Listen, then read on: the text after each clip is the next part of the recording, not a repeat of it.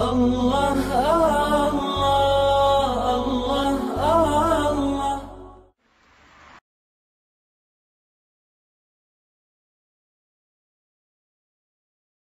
آج کے اس دور میں عمومی دعوت، یہ دعوت و تبلیغ کے نام سے کام شروع ہے۔ حضرت مولانا الیاس رحمت اللہ علیہ کو اللہ رب العزت نے کام کی ایک ترتیب سجھا دی آج کے زمانے کے طور پر، چنانچہ سے روزہ اور چلہ اور 3 چلے اور 9 مہینے 7 مہینے سال، یہ ایک ترتیب اللہ نے ان پر کھول دی جس میں اللہ نے برکت ڈال دی۔ چنانچہ آج عمومی دعوت کا کام اس طرح سے ہو رہا ہے امت کے اندر، لیکن دعوت کو اس میں محصور نہیں کر دینا چاہیے۔ بات سمجھ رہے ہیں؟ مثال کے طور پر ایک صاحب مجھے کہنے لگے، جی آپ کے شیخ بھی کبھی اللہ کے راستے میں نکلے؟ میں نے کہا بھائی وہ تو ہر وقت ہی سفر کرتے رہتے ہیں، ان کا تو گھر کا قیام تھوڑا اور باہر کا سفر زیادہ۔ نہیں میں پوچھ رہا ہوں اللہ کے راستے میں کبھی نکلے ہیں؟ میں نے پوچھا اللہ کے راستے سے کیا مراد لے رہے ہو؟ کہنے لگا یہ جو جماعت کی ترتیب ہے تو یہ غلطی ہے، کیونکہ حدیث پاک میں نبی اسلام نے ارشاد فرمایا من خرج فی طلب العلم، جو شخص علم کی طلب میں گھر سے نکلتا ہے فہو فی سبیل اللہ، وہ اللہ کے راستے میں ہوتا ہے۔ تو جب اللہ کے حبیب فرما رہے ہیں کہ جو طالب علم گھر سے علم طلب کرنے کے لیے نکلتا ہے وہ اللہ کے راستے میں ہوتا ہے، تو اس کو پھر جماعت کی ترتیب کے اندر محصور کر دینا یہ پھر غلطی ہے۔ یہ اکابر کی غلطی نہیں، یہ اس بندے کی غلطی ہے۔ تو یہ نئے ٹوٹرو ہوتے ہیں نا، رنگ روٹ، پھر اس قسم کی باتیں وہ کرتے ہیں کہ وہ سمجھتے ہیں کہ بس اس ترتیب سے کام کرو گے تو یہ اللہ کا راستہ۔ میں نے اس سے ایک سوال پوچھا، میں نے کہا کہ بھئی یہ بتاؤ کہ آپ جو سمجھ رہے ہو کہ جو ترتیب حضرت مولانا الیاس رحمت اللہ علیہ کے اوپر اللہ نے کھولی یہ اللہ کا راستہ ہے، تو پھر نبی علیہ السلام سے لے کر مولانا الیاس رحمت اللہ علیہ تک کے درمیان کے حصے میں لوگ اللہ کے راستے میں نہیں نکلا کرتے تھے؟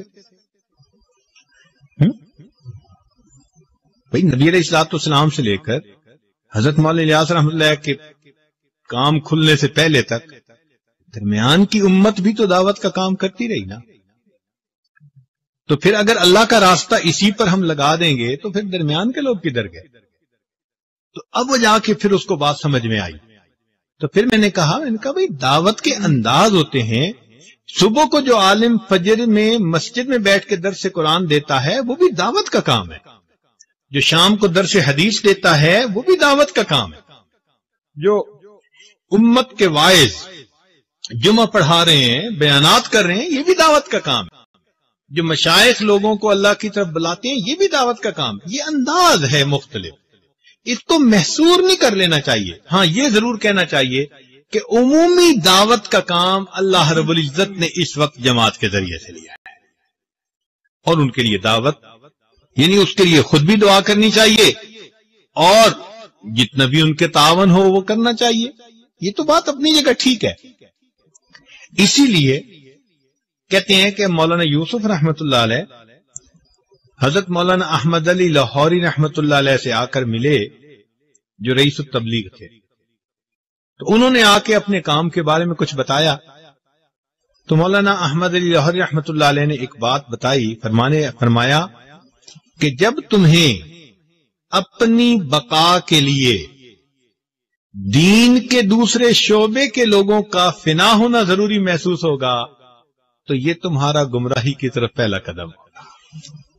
جب تمہیں اپنی بقا کے لیے دوسرے شعبوں میں کام کرنے والے لوگوں کا فنا ہونا ضروری، تو اس لیے یہ بھی ایک غلط فہمی ہے کہ انسان یہ سمجھے کہ بس صرف یہ ایک دین کا کام ہے، مدارس والے دین کا کام کر رہے ہیں، اور یہ ترتیب نبی علیہ السلام سے چلی، اصحاب صفہ سے چلی اور آج تک چل رہی ہے۔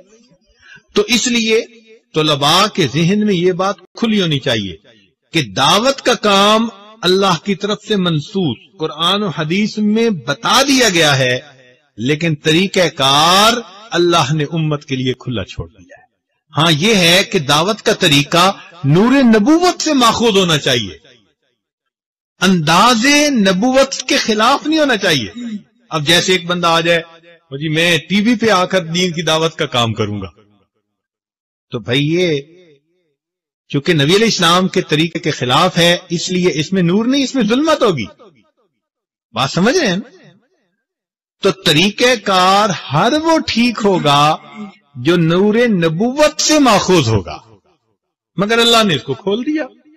تو الحمدللہ اس وقت پوری دنیا کے اندر اس جماعت کے ذریعے سے اللہ تعالیٰ دین کا کام کروا رہے ہیں. ہماری دن رات کی دعائیں ہمارے ان بھائیوں کے لیے. اللہ تعالیٰ ان کی محنتوں کو قبول فرمائے اور ہمیں بھی اللہ تعالیٰ اس ترتیب پر چلنے کی توفیق عطا فرمائے. مگر جو مشائخ کام کر رہے ہیں، جو سیاست کے ایوانوں میں ہمارے علماء کام کر رہے ہیں، یہ سارا کا سارا دین کا ایک حصہ ہے. لا الہ الا اللہ، لا الہ الا اللہ، لا الہ الا اللہ، لا الہ الا اللہ، لا الہ الا اللہ.